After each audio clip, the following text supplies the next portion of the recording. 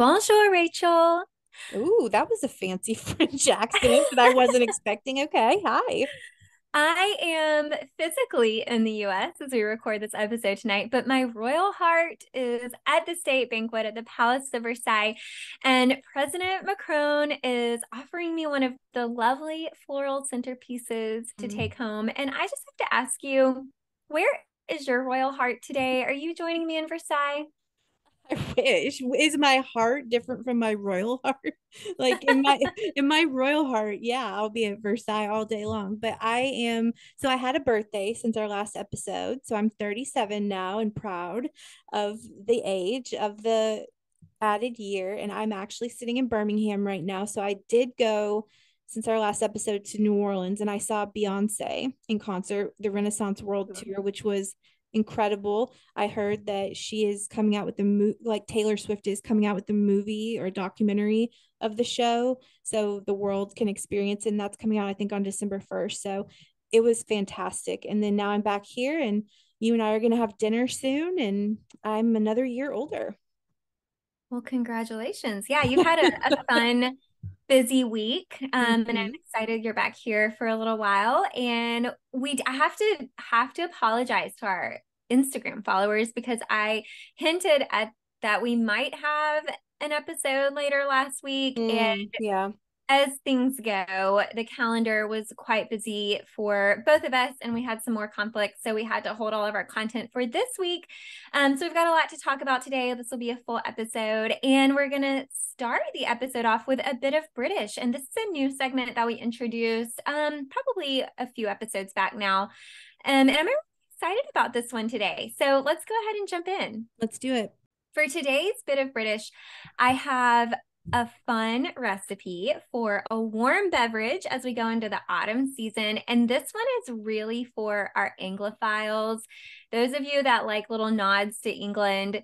And I bet most of our listeners have heard of this beverage and perhaps enjoyed it at some point in the past. So I found a homemade, healthier version of the popular London fog latte. Have you heard of these, Mm. Rachel? I've heard of it, but I don't think I've ever had it, but I have heard of it. Okay. So, of course, a lot of coffee shops do have the London fog latte on their menus. But if you want to recreate this drink at home with cleaner ingredients, I came across a recipe on, I think it was called the Healthy Maven blog, not one I'm Mm. familiar with. But I also have a fun fact about this drink. So, did you know that the London Fog Latte was actually first created in Vancouver, Canada in the 90s? Well, that doesn't make a lot of sense, right? Why not call it the Vancouver fog? So, as the story goes, there was a place called the Buckwheat Cafe in Vancouver, and one of their regular customers, a lady who was actually pregnant at the time, didn't like coffee, but she wanted a warm beverage. So, she asked the barista to add some steamed milk and vanilla to her hot tea. Mm. And the London Fog latte was born. So, Wow. all right, let's talk about what the London Fog latte is. First of all, it is really, really similar to the Earl Grey tea latte. So, the primary difference is the London Fog latte has more of a vanilla flavor, where the Earl Grey tea latte does not. Okay. Coffee shops will usually add a vanilla syrup to the London Fog latte to give it that flavor. But the recipe that I found uses more natural sweeteners and it's probably easier to make because you don't have to prepare the vanilla syrup. Hmm. So, are you ready for the recipe? Yeah, let's hear it. All right. So, here's what you're going to need: one Earl Grey tea bag, Hmm. half a cup of hot water, Hmm. half a cup of vanilla almond milk or plant based milk of choice, a fourth teaspoon of vanilla extract, and 1 to 2 teaspoons of a sweetener like maple syrup or honey. Hmm. So you're going to steep the maple tea bag in the hot water. So heat up your water, pour it in your cup, put the tea bag in there, and let that steep for about 3 to 5 minutes. While it's steeping, you're going to combine the almond milk and the vanilla extract. Oh, and you also want to go ahead and put your sweetener in the hot water so it can dissolve with the tea as well. Then put your almond milk and vanilla extract. And if you've got like a frother or a steamer, you can do that and warm that up. I have a frother that I use, an electric frother. So Hmm. Once you've got the milk done frothing and your tea bag has steeped and your sweetener, your honey or syrup has dissolved, remove the tea bag, pour the warm milk over the top, and voila, you can enjoy your London fog latte while you sit outside on a crisp autumn morning or go for a walk in your neighborhood. That actually sounds like a great idea. It's just sitting outside I love a good crisp fall morning.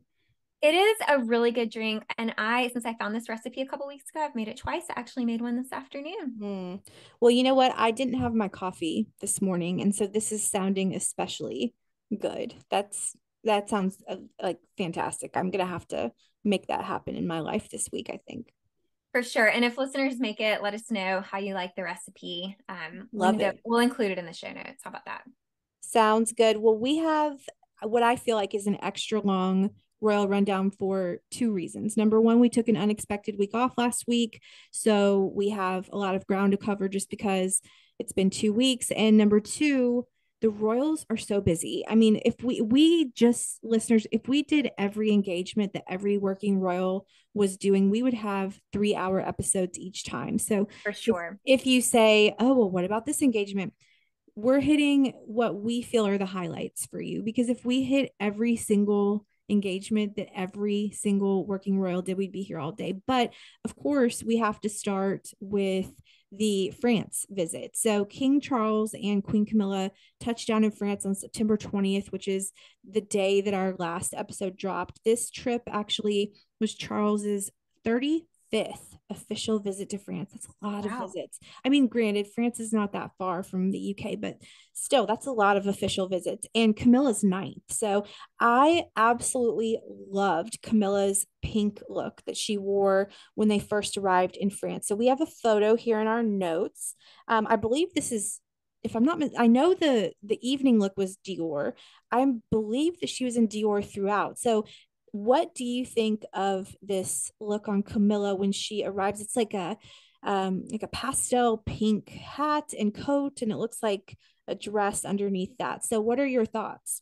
Well, I definitely thought it was fun. I like pink. I think it's a beautiful color. I love the pop of color, but it was unexpected. I don't think I would have predicted she would have chosen this. I love this color. Like I mean, hats can go either way for me, but I just love the color on this. It's very flattering on her.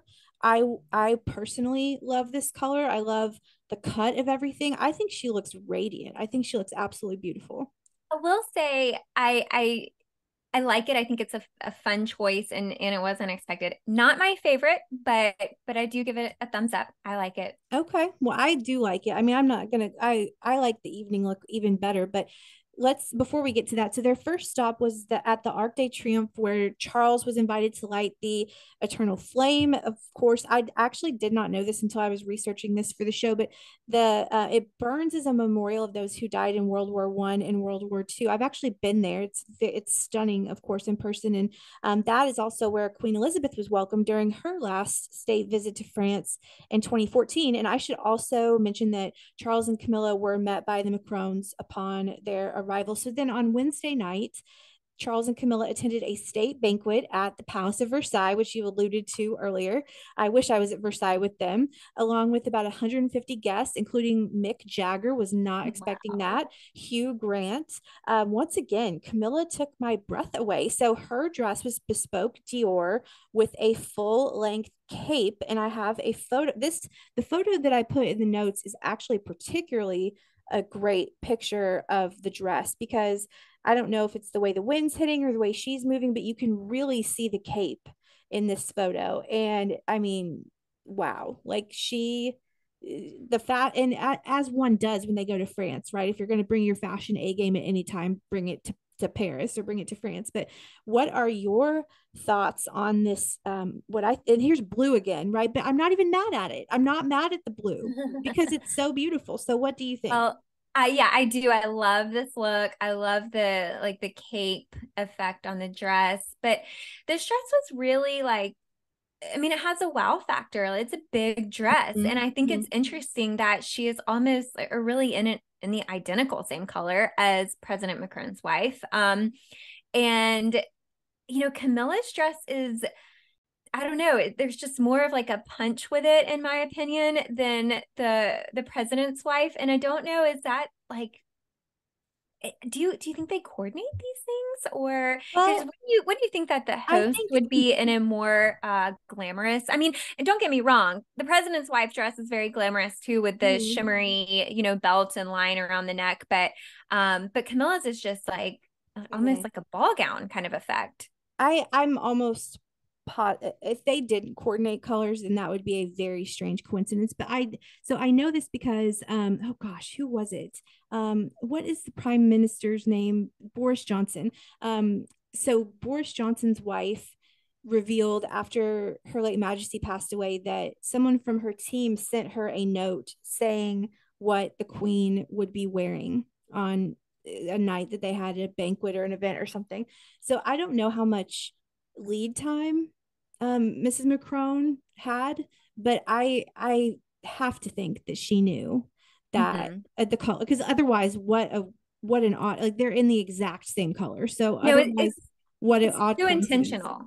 Oh, for sure, yeah. But you're right. I mean, her dress, Mrs. Macron's dress is beautiful, but it's not on the level of stunning and take your breath away as Camilla's, I don't think. Mhm. But maybe Mhm. that's on purpose, because you want to let your guests shine. Right. Yeah. They're the guests of honor, so you want to let them shine. I love this, and so much to talk about here, but I can't help but think, when I think of Dior, I think of Megan. When I think of capes, I think of Megan, and so I kind of love it. And I just think Camilla looks endlessly chic. Her fashion on this trip took my breath away. So at the dinner, the king spoke of his parents, Queen Elizabeth and Prince Philip. He said, in part, my parents' first official visit together was to France in 1948, shortly after their wedding. By all accounts, they made quite a splash, dancing till the early hours at the glamorous Chez Carrere in the Rue Pierre Charon, serenaded by Edith Platt. I suspect it may have left an indelible impression on me even 6 months before I was born. La Vie en Rose is one of my favorite songs to this day. So I want to share, speaking of, well, I guess you talked about a drink, but I want to share the menu from the dinner. By the way, as we've talked about on the show before, Charles has a ban on foie gras at all UK royal residences, and he apparently banned the dish from this dinner as well. I didn't know that you have the power to do that. Like that's I like was gonna say, wow, it's like bold. saying, like calling someone else's house and being like, hey, I'm banning this dish from you serving it to me when I visit your house. I would never be so bold, but I'm also not the king of England. So interestingly, here's a fun fact for you listeners. When his mother, Queen Elizabeth, dined at Versailles in 1957, she ate, you guessed it, foie gras. So it's just interesting how times have changed. Okay, so I thought the menu sounded very, very good. The appetizer was blue lobster and pot crab with a veil of fresh almonds and peppermint. This was created by Anne Sophie Pic, who is the only French chef, I cannot speak, with 3 Michelin stars. So then we Wow. move into the main course, which is breasty chicken with corn and a porcini mushroom gratin cooked by Yannick Alano, or Ayano, Alleno. We got some flack, by the way, probably deserved, on how we pronounced or mispronounced some of the labels that Megan was wearing at the Invictus Games. So, look, we said in episode 1, listeners, that we were not perfect. If you were expecting 2 perfect podcasters, you're in the wrong place. So, I will mispronounce things this episode, I'm sure, and many episodes to come. You can laugh at them, but it is what it is. We're doing our best. We do a ton of research. We have 13 pages of research for today. Okay, so then we move into the cheese portion, which I did not know that there was such thing as a cheese portion of the meal, but I am I'll all take it. for it. I support this 100%. So they were served 30-month-old Comté Stichelton English Blue. I Ooh. will take any kind of cheese I can get. I've never met a cheese I didn't like. Then, I'm not a go big ahead. fan of blue cheese or Oh, I gorgonzola. love blue cheese. I love blue cheese. I love goat cheese. I eat it all the I time. like goat cheese too. I've never met a cheese I did not like. And then for dessert, we have Isfahan Persian macaroon. This is Mhm. Chef Pierre Hermé's signature pudding. It is inspired by the ancient city in Iran. contains rose water, raspberries, and lychees. Again, I will mispronounce things till the cows come home, but I'm trying. Then to drink, of course, when in France, you have to drink properly. There were wines served costing more than 400 pounds per bottle, and they were served in 3 different varieties. So that is what they ate at Versailles. So any thoughts on the menu? Sounds incredible. I, again, would have loved to have had an invitation. And if you're dining at the Palace of Versailles, I mean, you really have to go big or go home, right? It's a Mm-hmm. beautiful palace. Yeah. No, I mean, I shared the photos from the event on our Instagram story. It was stunning. It's so Mm, beautiful. beautiful. Really fun to see that, even if it was just through photos. Yes, the photos were especially beautiful. So then on Thursday, the next day, this was a short visit. They were just there Wednesday through Friday. So on Thursday, Camilla joined the First Lady of France, Brigitte Macron, mentioned her a couple times already, at a sports center in Saint Denis, just outside of Paris, where the two women took part in a game of table tennis. And then on the same day, the king addressed senators and members of the National Assembly at the French Senate. This is actually the first time a member of the British royal family has spoken from the Senate chamber. He swapped back and forth between French and English, and he spoke of the importance of the relationship between the two nations. He received such a long standing ovation that the king didn't seem to quite know what to do with himself. I mean, that is kind of awkward when it goes on and on. What do you do like after a certain point? But it was that well received. And then they also visited the restoration efforts of the Notre Dame Cathedral, which of course burned down a few years ago. And along with a ton of other smaller engagements. I mean, they had a stacked calendar throughout these couple of days, far too numerous to mention. We're just hitting the highlights here. So this, of course, is the first foreign visit by the way of the king. Oh, I say that they went to Germany earlier this year, so maybe I'm speaking out of turn. But they're also due, by the way, to go to Kenya, I believe, this fall, but I haven't heard any dates on that. And fall is here and is moving by very quickly. So we'll see what happens with that. But then the king and queen's second stop in France was to Bordeaux. They learned about sustainable vineyard practices at Chateau Smith Haut Lafitte. The fully organic vineyard obviously produces wine, but it also creates solar power and develops carbon capture. And environmentalism, of course, we don't have to tell you listeners, is a cause Charles is interested in. So it was only a 3-day visit.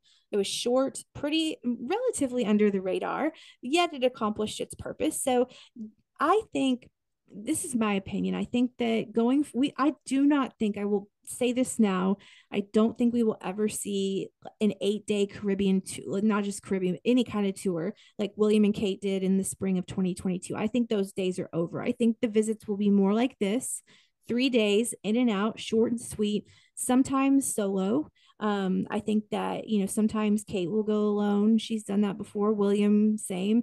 But I think that they will be much more understated and modest. And so I'm wondering if you think that this will be the tone of royal tours going forward. I do. I fully agree. I think we're going to see shorter trips, and also agree that we'll see them traveling maybe individually for some of these, especially if it's just a couple of days. But I do want to say before we move on from this, I loved this trip to France. I mean, Mhm. this sounds like so much fun. I loved hearing about the engagements, the food. I mean, a fully organic vineyard. I mean, could you imagine how lovely that wine tasting would be? I love learning about organic wines and trying them. My mom and I both we like trying organic wines. So Oh, I love it. anyway, it just sounded like a fun trip, and I think it was, I don't know, kind of a mood booster, right? Don't you Yeah, think? it Like, was. Yeah, I think we needed that. And by the way, I just thought of this. Do you remember when we went on the Alabama Wine Trail? So there's this thing in and around Birmingham called the Alabama Wine Trail, and it has 3 stops. And you and I went to 2 of the stops, and thank God you were driving, because I did not intend for this to happen, but I got so drunk that like I was a mess. And like, I mean, it's a wine tasting at 2 different wineries. What do you expect from me? And I mean, thank God that you were responsible and sober, because I was beyond tipsy. And that was just that was years ago. That was like pre-podcast Royal, like 5 years ago.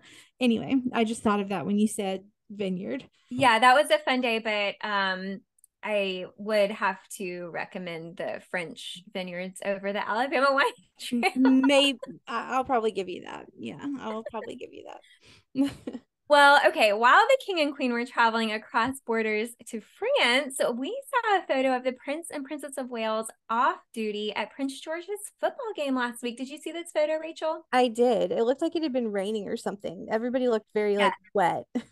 Well, we were just talking about how Catherine may not be joining William on his trip to Singapore. And our guess was that she wants to be home with the kids more. And I think this event was a really good reminder of how involved they are in their kids' activities. And like you said, they were braving the rainy British weather. Prince William was in a baseball hat. Catherine was in this long olive green Barber jacket, and she looked like a scarf with white sneakers. And I was really surprised to see this, Rachel. Full on flare jeans. I I don't mean, like this flare jeans trend. I just okay, don't. they were such a throwback to early 2000s fashion. I mean, it was a Mhm. clear break from her normal skinny jeans that we're used to seeing her in. And I wanted to ask your thoughts on it because I agree with you. I am remembering the days of these long jeans getting soaking wet in the rain, and I don't miss that at all. I if look, I'll just put it this way. If they're not flattering on the Princess of Wales, then who could they possibly be flattering on, right? I mean, they just do nothing for any of us. I mean, I have now Jessica, we're getting old enough where we've not only experienced trends once, but now we're on our second go around of these trends. And I just look, I'm not a fan of the cut on anybody, but I mean, I love seeing her dressed down.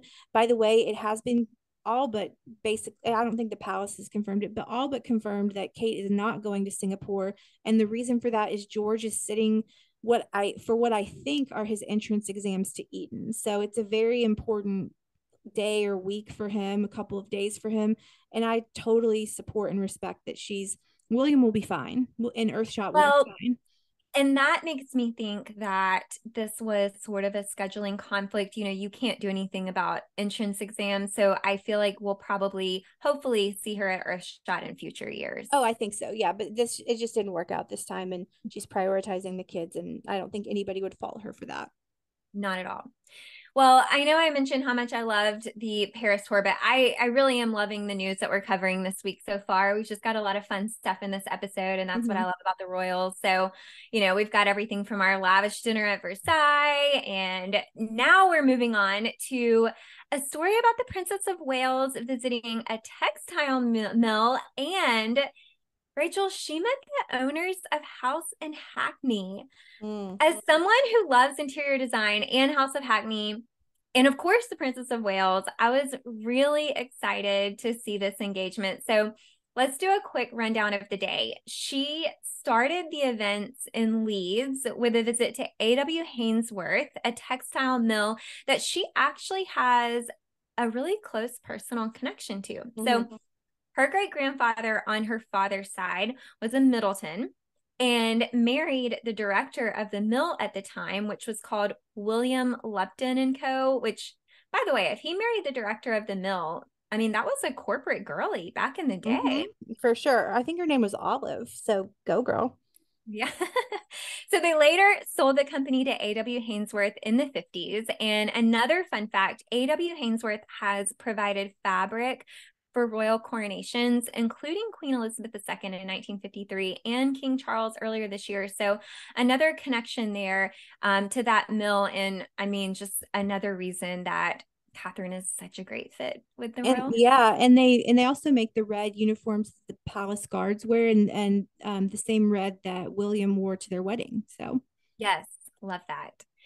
Well, she learned about things like how the mill starts with raw materials and creates, the finished fabric, even dyeing it to get the desired colors. So I just thought this was a great day, and it was fun to kind of follow along with everything.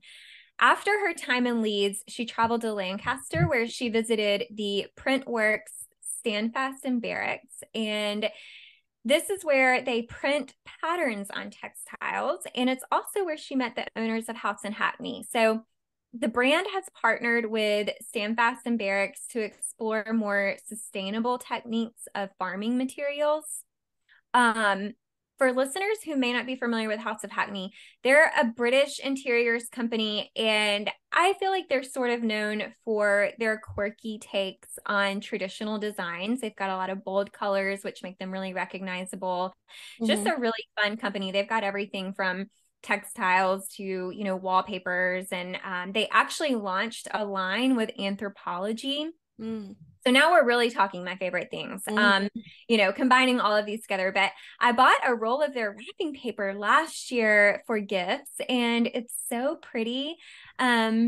I don't know, just a really fun brand. I loved the partnership with Anthropology that they did, or the collab that they did. But one more thing I'll mention on this story. So Catherine was dressed in a green Burberry pantsuit with a white blouse. And I thought this green Burberry suit was a really great choice. I loved the rich color. I thought that made it Mm-hmm. appropriate for a textile engagement. Mm-hmm. And I thought it was cut really well. It was just a fun outfit. Yeah, and you can tell from that visit, and we could have assumed this, that Kate really loves fashion. Like, she's a fashion girl Mhm. and she appreciates fashion. And by the way, so she's wearing, underneath all of these things, she's wearing a Holland Cooper bodysuit. So it's actually a bodysuit underneath, and it's Right. relatively affordable. I've shopped it out a couple times on a couple articles I've written. It's in the 100, it's like 150 pounds or something. And obviously you can get good traction out of it and good use out of it. So listeners, if you're interested in that, I believe it is Holland Cooper, the bodysuit. And then, I mean, if you can't do Burberry, which I can't personally, then you can do Holland Cooper. But you and I were at dinner the other night when you mentioned this before. I mean, I kind of was catching on, but Kate this is deliberate at this point. I mean, she has not worn anything but a pantsuit or a blazer and trousers since September 9th was when all this started. So that's nearly a month. And for her, and she's been out a lot. So it's not like she's just had a couple of engagements. So you mentioned Kate is wearing so many pantsuits lately. I actually want to talk about this briefly. So she, as I said, has worn nothing but pantsuits or again separates, so like a blazer and trousers since September 9th. I when I wrote this, it was 9 in a row, but I think we're now over 10 because she had engagements today. She's wearing a pinstripe suit today. We're recording on Tuesday. What is today? The 3rd.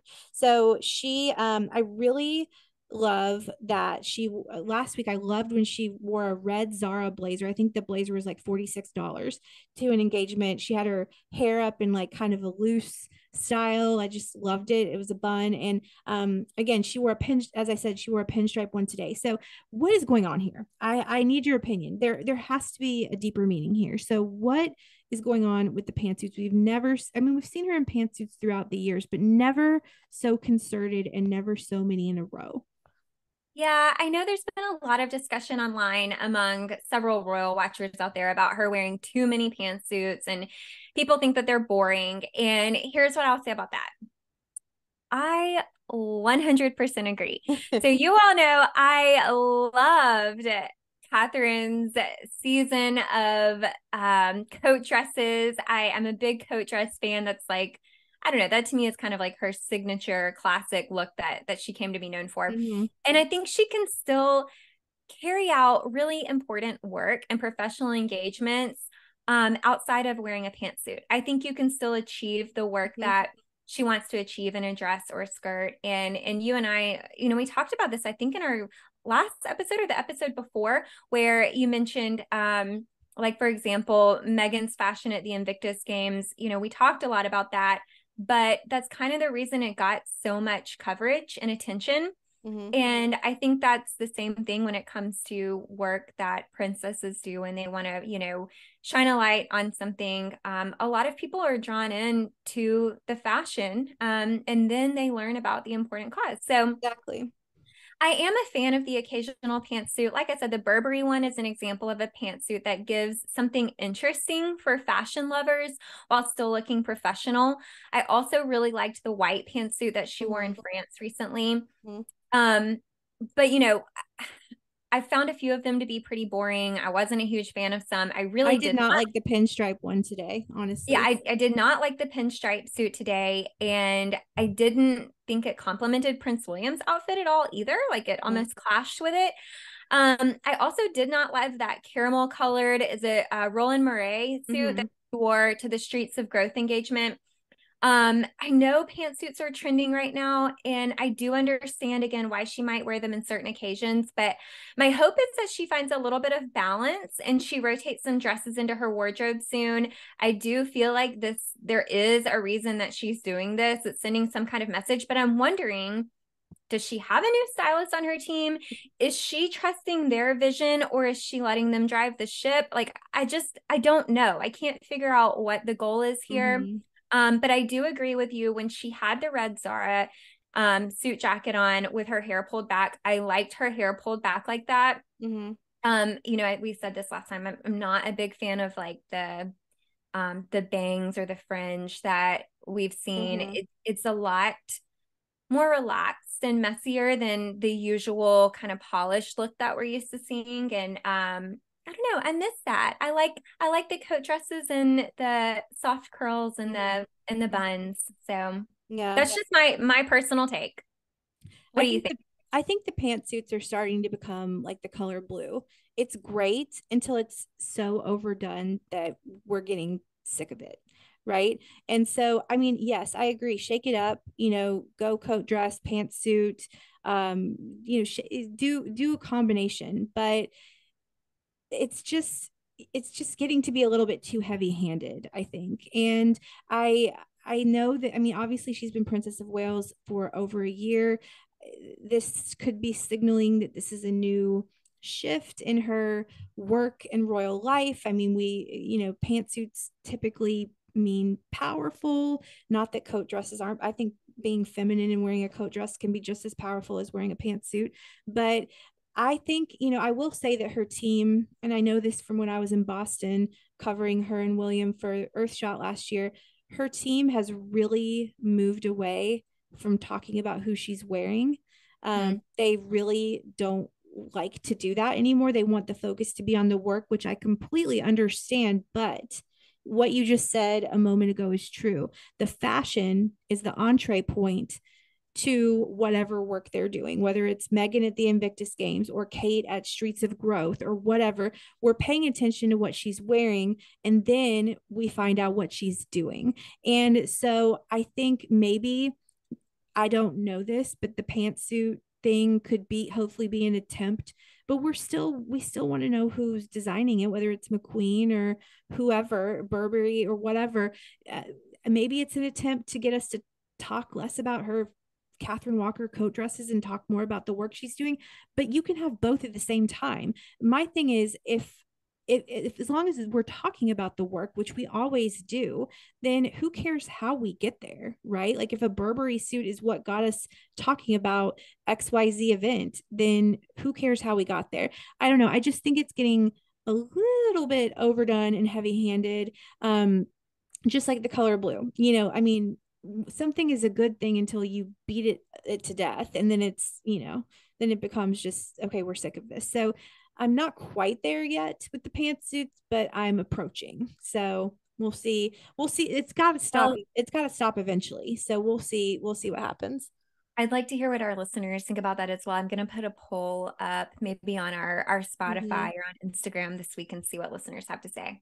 Yeah, because listeners, I know you're noticing. I mean, I don't think there's any royal watcher who hasn't noticed this. So yeah, just constantly shifting.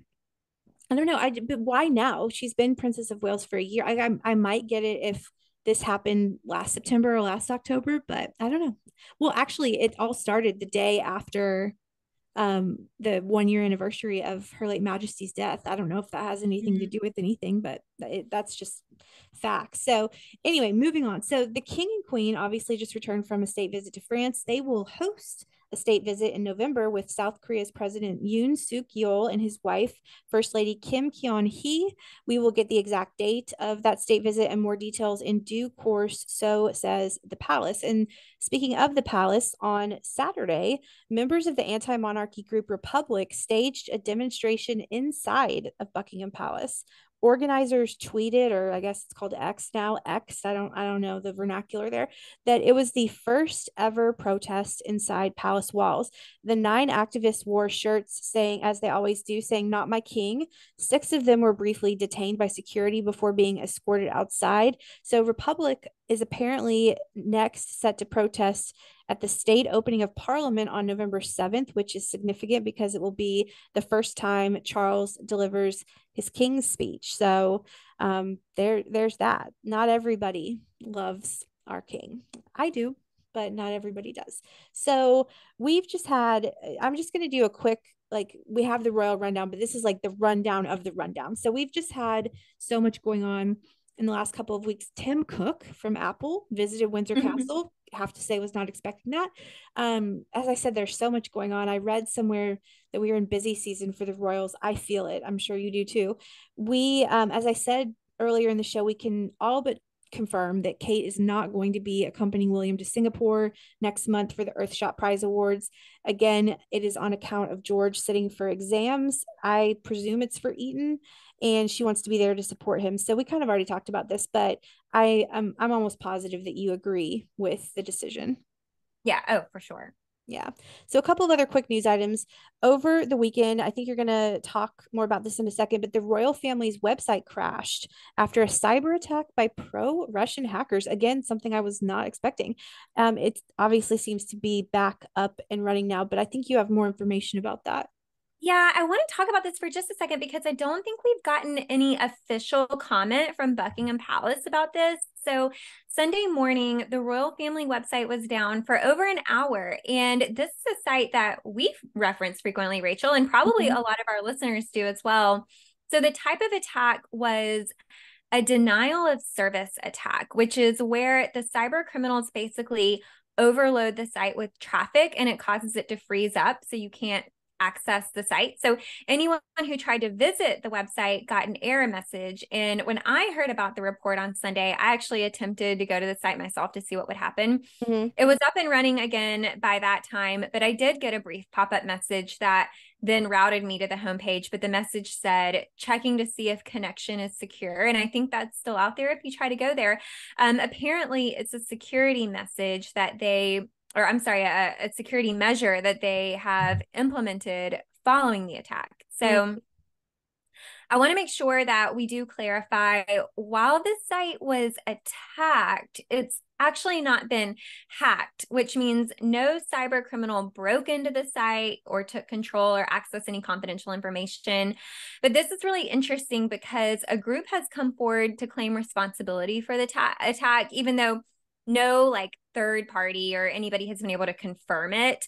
But the group is a pro-Russia group called Killnet, and they've been conducting these sort of attacks on countries that have expressed support for Ukraine. So why is this timing really interesting? On September 21st, while in Paris, King Charles made a statement in support of Ukraine, saying, "Together we are unwavering in our determination that Ukraine will triumph and our cherished freedoms will prevail." So I thought that was pretty interesting. The good news is that Killnet traditionally has caused annoyances, like outages or temporary site shutdowns. But so far, we haven't seen any major cyber damage from their attacks. So hopefully nothing more serious continues in the future. I'm honestly, but scary.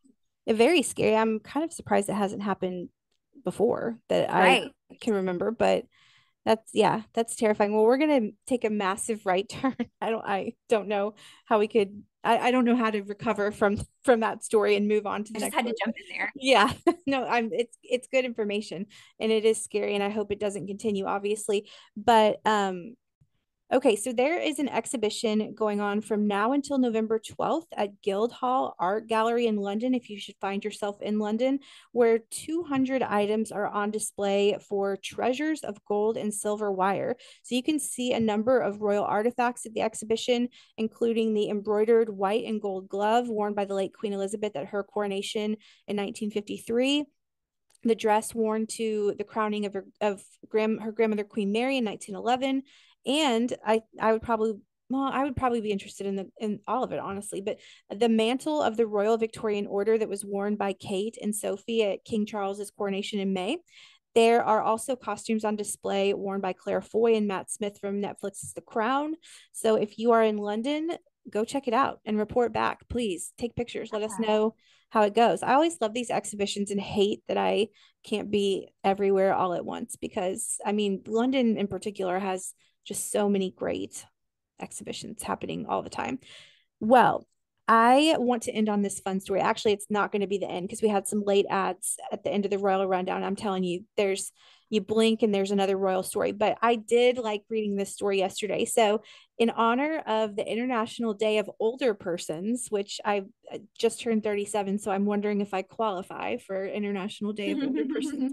Camilla was pictured dancing at the Royal Academy of Dance, encouraging those of a certain age, again, unclear what the certain age is, to keep dancing. So I'm not sure I realized Camilla loved dance so much. I knew that Princess Diana loved dance, and I also know that Princess Charlotte loves dance, but I didn't realize that Camilla loved dance so much. So she's so witty, Camilla, and she called herself slightly creaky, but the message to live your life no matter your age was received loud and clear. See, so we can't possibly cover every royal engagement, but I do like royal engagements to make me feel good like that.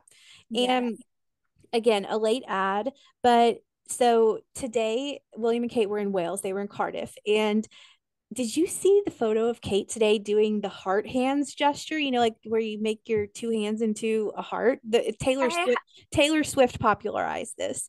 Yeah, I have not seen that yet. I've got to go check it out. No, she's doing it. Like it's actually really adorable. So taking a page again from Taylor Swift, who, my God, has been all over the news lately. I'm already so burned out on covering her and Travis Kelce, but that's a whole other podcast. But she and William were Kate, not Taylor Swift. Kate and William were in Wales today to actually kick off Black History Month, which is in October in the UK and is observed in February here in the US. And as I said, they visited Cardiff today. So I mean, there's so much that, so many things that we could say about all of these engagements. But of course, I'm, closing the royal rundown with hard hands. I just thought it was like, just shows that, I don't know, it shows me that Kate has her finger on the pulse of pop culture, which of course we probably could have assumed, but it For was really sure. cute. It was I really just cute. Googled it and I'm looking at it now. Isn't it cute? So we'll have to share that photo. Yeah, that's pretty cute.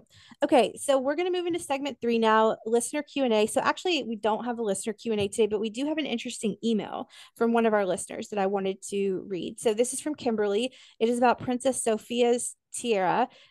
She's of Sweden, and you mentioned this. I think it was last episode. It feels like a long time ago because we didn't have an episode last week. But so she writes, "Hey ladies, thanks for including in last week's pod."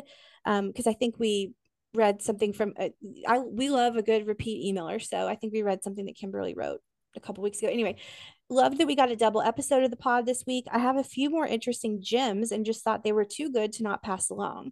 The Swedish royals are some of my favorites as well. I feel like they really showed up and showed out for this special occasion and used these jewels the way they were meant. I have followed Sophia's style evolution since she began dating Carl Philip, and she has turned into one of the most stylish royals out there. She continues to bring it for these special occasions, and her looks for all of the Jubilee events definitely didn't disappoint. Just a few more tidbits on her tiara. The original tiara was actually reconstructed from an emerald and diamond necklace given to Queen Sylvia from a Thai prince, not sure of his name. The necklace was actually sent back to Thailand to be made into the tiara, so it was top secret. The original style was a coronet shape, which is rounder and primarily sits directly on the top of the head. It's also a very appropriate style for a royal of her ranking. The tiara has since been completely redone and now sits on a more halo-shaped base and form, which is wider and more open. If you look at pictures of her wearing the tiara in its original form and the new style, you can see that the new one is actually more versatile and suits the shape of her head better. The blue stones, not the turquoise, are actually briolette cut blue topaz. The different stones or toppers are actually in a type of mounting that screw into the palmettes. My God, Kimberly, you know your stuff. I don't know what half these words mean. Okay, back to Kimberly. Changing up the style of this tiara is not a huge undertaking. The emeralds are the only stones whose origin is known. Not sure if the other stones were taken from existing pieces or bought specifically for this tiara. Also, a little more about the Queen Mary diamond fringe tiara. That this is me speaking, that is worn by UK royals. Okay, back to Kimberly. The tiara as it exists now was actually commissioned by and made from diamonds belonging to and worn by Queen Mary on her wedding day. In its original form, it was a necklace given to the then Princess Mary by Queen Victoria as a wedding gift. The diamonds are mounted in what is referred to as bars or spikes. It was part of Queen Elizabeth, the Queen Mother's personal collection until her death. She loaned it to the then Princess Elizabeth for her wedding. It was also loaned to Princess Anne for her first wedding, and most recently to Princess Beatrice. You listeners, you would recognize this tiara if you saw it. Back to Kimberly. These diamonds worn by 4 generations of Windsors have become the most used bridal pieces. There are some great resources for all of the royal tiaras and other prominent pieces of jewelry. Two of my favorites are thecourtjeweler.com. That Kimberly, I also love the Court Jeweler, and tiaramania.com, which I have not heard of until right now. They are both a wealth of knowledge. I am looking forward to future episodes, hearing more about other royals from around the world. The issues they're working with are equally as important, and they are definitely showing up with style, jewels, and pomp and circumstance that we expect. Cheers, Kimberly. So, wow, how thorough, Kimberly, and thank you so much. Yeah, the Court Jeweler. Jessica, I don't know if you've ever checked that out, but that is a very interesting Yes, site. I do. Yes, I follow them on Instagram, and I've checked Mm-hmm. out their website before too. Yes. Okay. So that wasn't really a Q&A, but I love these emails. So keep them coming. Thank you, Kimberly. Yeah, thank you so much. That was really interesting. I know we talked last time about, how much of an undertaking is it to trade out these Mm-hmm. stones? It sounds like it's not too difficult. So I think that's cool. I mean, if I were a princess, I would love to have a tiara that I could just change up like that with my outfits. Mm-hmm. And I Absolutely. would probably wear it grocery shopping. Yeah, if it was that easy. Well, let's go ahead and jump into royals around the world. So this week we are visiting the Netherlands, Spain, Belgium, and Norway. Whoa. Yeah, so we were so jam-packed with news last time that we didn't have time to touch on this first story. So I want to go ahead and talk about the Netherlands real quick. On September 19th, it was Budget Day in the Netherlands, which is actually their version of the state opening of Parliament, an event that our British royal followers are probably really familiar with. So the king and queen were both in attendance, as well as their daughters, Princess Katerina Amalia and Princess Alexia.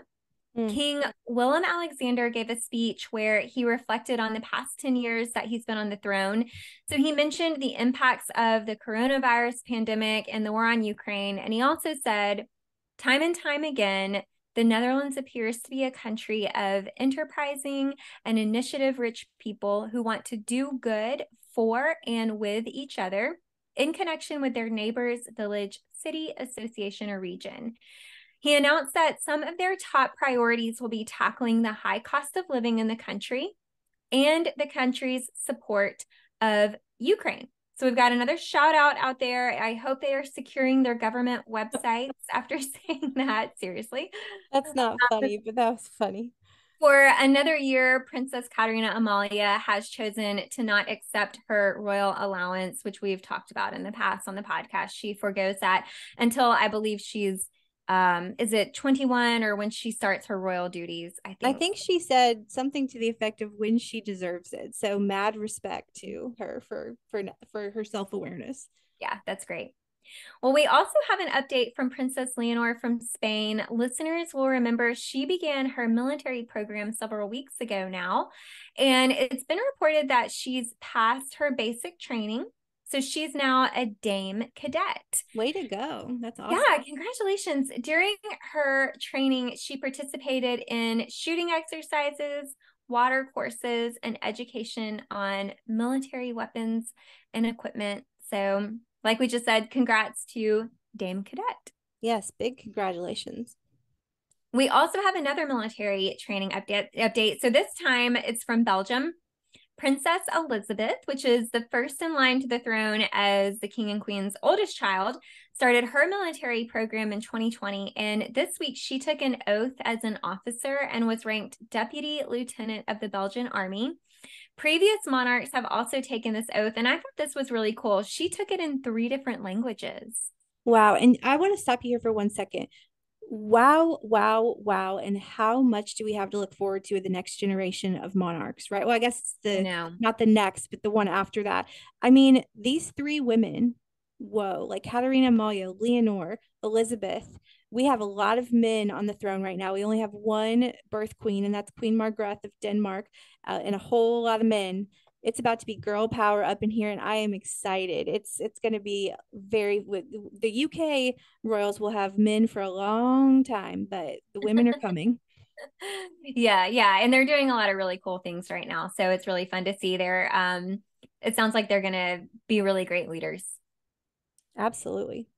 Okay, so finally, we do have a little bit of disappointing news from our Norwegian royal family. Crown Princess Mette Merritt is having to step back from her royal engagements for the time being due to some ongoing health issues that she's actually been battling for several years. I So actually missed this story. This is really sad. I had no idea.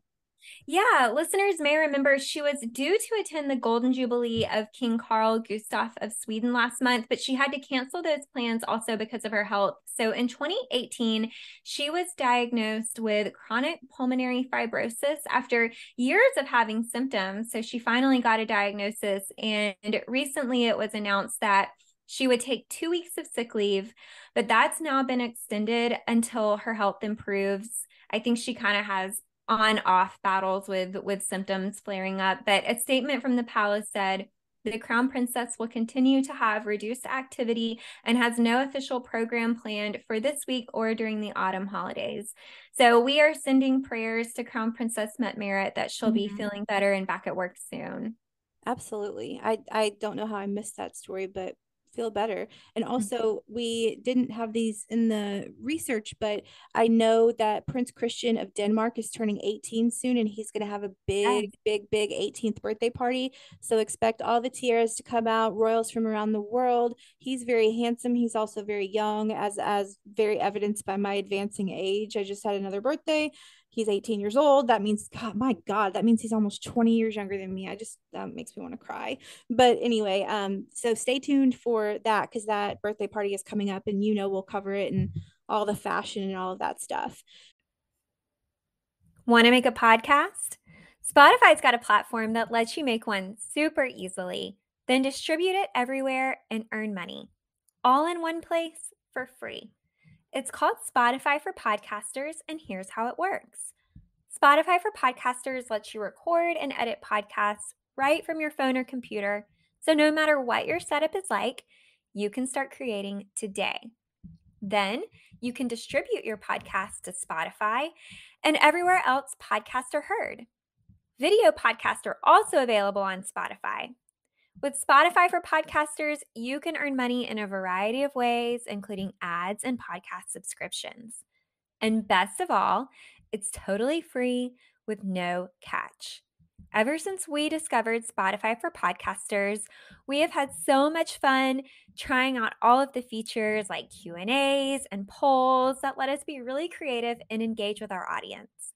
I highly recommend you give it a try. Download the Spotify for Podcasters app or go to www.spotify.com/podcasters to get started. Okay, so last segment of the day is our second to last, our penultimate Royal Deep Dive. So today on Royal Deep Dive, we have a double whammy for you. We've got Princess Eugenie and her mother, Sarah Ferguson, Duchess of York. Fergie has a birthday coming up on October 15th, and so happy early birthday to her. We've already covered Eugenie's older sister, Beatrice, in a previous episode, and we're not covering Prince Andrew because I don't feel like it. So Eugenie, is now known as Mrs. Jack Brooksbank. But Princess Eugenie Victoria Helena was born on March 23rd, 1990, at Portland Hospital in London to Prince Andrew and Sarah Ferguson, Duke and Duchess of York. At birth, she was sixth in line to the throne. She is now 11th. She attended St. George's School in Marlborough. I cannot say that word, Marlborough College, and attended university at Newcastle, earning a bachelor's degree in English literature and history of art. And in addition to her work as a philanthropist, Eugenie has worked at art galleries as well. So, backtracking to her childhood, Eugenie was the first royal baby to have a public christening. That's hard to imagine, isn't it? Because, like, Mm. we just, it's hard to, yeah, it's just hard to think that She was the first. And her parents divorced in 1996 when she was 6 years old. In 2002, when she was 12, she had a successful back surgery to correct her scoliosis. We've talked about this on the show before. I think we even ended up in the tabloids for this, but the scar from that surgery was prominently displayed in her Peter Pilotto wedding gown. And that was designed with a low back on purpose to display her surgical scar, which I love. Yeah, I do remember talking about that on the podcast. And I love that she chose to do that. Whenever I think of her wedding, I think of that moment and her kind of, I don't know, being her truest self. Mm-hmm. And of course, I always think of that beautiful emerald tiara, which I really loved. That was a great look. Yeah, and that so in 2018 there were two royal weddings, Harry and Meghan's, and then hers and Jack's. And I feel like, of course, hers kind of got a little bit overshadowed. They were both at the same place, but still, that is a beautiful royal wedding. You can watch that on YouTube. I watched it during COVID, and it's beautiful. And we've said this once, we've said it a million times. I just really like the York sisters. I think that Beatrice and Eugenie seem to be great people, and this was not planned to add in here, but Eugenie and Harry are still really close, and I just heard that Eugenie and probably Jack too hosted Harry and Meghan for a quick trip to Portugal. So Eugenie and Jack split their time between the UK and Portugal, and Harry and Meghan snuck up there in between leaving Dusseldorf and the Invictus Games and going back home to California. So, Yeah. and the photos of where they stayed look amazing. So, before marriage, Eugenie moved to New York City for a year, and she met her future husband, Jack Brooksbank, in Switzerland through mutual friends. They dated for 7 years before he proposed. So, kind of doing a William and Kate style courtship, he proposed while the two were on vacation in Nicaragua. So, their engagement was announced on January 22nd, 2018. And they, as I just said, were married at St. George's Chapel on October 12th of 2018, same place that Prince Harry and Meghan Markle were married 5 months prior. So we talk enough about Eugenie, honestly, for you all to know that she is a mom to two boys, August and Ernest, or Augie and Ernie, as we call them. And I think she calls them that too. By the way, after I had written this royal deep dive on her, I learned that her podcast, which is called Floodlight, is getting a second season. So congratulations to her. Shout out to our fellow podcaster, Eugenie. Yes, everybody's all over the podcast space. William, Kate, Anne, Mike Tyndall, Eugenie, we're all here. So let's move on to her mother, Fergie, as she is known. Fergie is the grandmother of four now, and she was born Sarah Margaret Ferguson in London on October 15th, 1959. She is the second daughter of Major Ronald Ferguson and Susan Barantes, and who passed away, I think, in 1998. And Fergie has one older full sister, Jane. Her parents divorced in 1974 when she was about 15 years old, and her mother married polo player Hector Barantes in 1975 and moved to Argentina. As I just mentioned, Susan actually ended up dying in a horrific car accident not too long. I think it was about a year after Princess Diana's car accident. So it was just a really tumultuous time for Fergie. Fergie's father also remarried, and he had three more children named Andrew, Alice, and Elizabeth, which all of those names are very royal sounding names, by the way. And Fergie later said that at the age of 12, as her parents' marriage started to fall apart, she developed an eating disorder and began overeating for comfort. So she actually knew Prince Andrew throughout her childhood. They'd run into one another frequently at social events. Fergie went to Queen's Secretarial College and worked at a public relations firm, a publishing company, and, like Eugenie would later, an art gallery prior to her marriage. Another one of Fergie's childhood friends, Princess Diana, played matchmaker between Andrew and Fergie. She wanted Fergie to be her sister in law because she wanted a friend in the palace with her. So Andrew and Fergie really connected at Royal Ascot in 1985, and about a year later were married on July 23rd, 1986 at Westminster Abbey. Her wedding dress was designed by Linka Sirach, and the beadwork on her gown incorporated various symbols. It was very romantic, including hearts, anchors, because Andrew was in the Navy, and waves representing Andrew's sailing background, bumblebees, and thistles. She had a 17-foot train featuring the intertwined initials of A and S, of course, for Andrew and Sarah. And upon her marriage, she became the Duchess of York. So, like Charles and Diana, Andrew and Fergie separated in 1992 and divorced in 1996. Upon her divorce, Fergie actually lost her HRH status, as did Diana. Fergie struggled with her weight. She also struggled with money. She's had quite a few different careers. She's written a ton of books, and I'm not kidding, a ton of books, a lot of them children's books. She's worked in television and film production. She's been a spokeswoman. She is, well, speaking of podcasters, she is also a podcaster of a show we love. And we talk about her enough on the show as well, honestly, for you to know that she recently battled and conquered breast cancer. So, way to go, Fergie. I love the York women, I must say. And this is our, as I said, our second to last royal deep dive. Our last one will be next week, and it will focus on Wallis Simpson. So we'll go out with a bang there. Awesome. And we have a mother-daughter podcasting situation here. I wonder if Eugenie has helped Fergie at all with setting up her show or giving her any advice. What do you think? Do you think they talk about it offline? I do, because podcasting is, as we've known, we're about to hit 3 years, by the way. November 14th is our 3-year anniversary. Podcasting is a unique avenue. And so yeah, I'm sure they've talked about it. Well, thanks for another good royal deep dive. Rachel, do you have anything else before we close out the episode? I don't think so. I'm pretty sure we covered most of it. But again, forgive us, listeners, if your favorite engagement wasn't covered. We would be here forever and ever and ever. But we hit the high points. So I think that's about it. Yes, and one thing I didn't mention in this episode that I just thought about, who out there is also watching the Great British Baking Show on Netflix? I'm actually not, so I'll leave that to you guys. That'll make me want to eat all the pastries or whatever. I started watching it over the weekend. It's like my favorite show ever, so I'm so happy we have another season back. It's just a fun show to watch, and it's full of laughs. So if anybody else is out there watching it, let me know. Well, I personally am waiting with bated breath for The Crown, which should be hopefully next month. So we'll get hopefully a date on that soon.